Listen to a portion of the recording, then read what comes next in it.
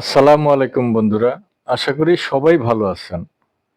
আমাদের দেশের একজন আলেম আল্লামা মামুনুল হক সাহেব তার জবান দ্বারা আল্লাহ তার সত্য প্রকাশ করলেন। এই সত্য প্রকাশ যদি কোনো আল্লাহর ওলি তার রুহানি মুরিদ সন্তানেরা করতেন, তাহলে অনেকের গায়ে জ্বালা ধরে যেত। তাই আল্লাহ মামুনুল হক সাহেবকে নেক হায়াত দারাজ করুক, সত্য বলার তৌফিক দান করুক। এই ভিডিওটা যারা দেখতেছেন খুব দ্রুতর সাথে শেয়ার করেন, যেন প্রত্যেকটা মানুষ শুনতে পায় এবং দেখতে পায়, সত্য বুঝতে পারে। জয় হোক বিশ্ব মুসলিমবাসীর, জয় হোক আল্লাহর অগণিত অলি আউলিয়াগণের, জয় হোক তাদের রুহানি মুরিদ সন্তানদের।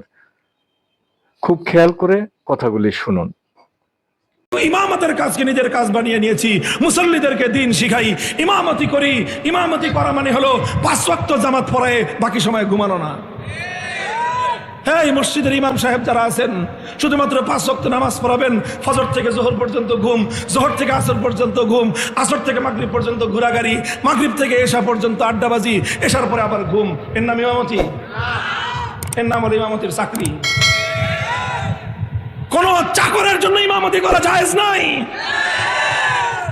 আবার আমার শব্দটা খেয়াল করে শুনেন, যারা ইমামতির চাকরি করেন তাদের পিছনে নামাজ পড়াও জায়েজ নাই, তাদের ইমামতিও জায়েজ নাই।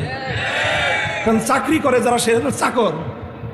কোন চাকর মানে যাকে আপনি চাকর মনে করেন তার পিছনে আপনি ইমাম ইক্তেদা করলে নামাজ সহি হবে না।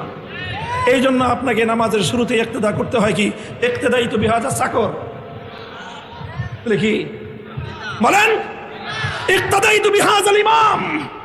ইমাম মানে হলো এই মসজিদের যত মুসল্লি আছে অন্তত প্রত্যেকটা মুসল্লির দ্বীনি জিম্মাদারি আদায় করার নাম হলো ইমামতি। আপনার মুসল্লিদের কার দ্বীনি কি সমস্যা আছে, কার ঘরে দিনদারি নাই, কার সন্তান দিনদারির উপর আমল করে না, কার ঘরের মধ্যে মহিলারা দিনদারির উপর আমল করে না, এই সব দায়িত্ব পালন করার নাম হলো ইমামতি।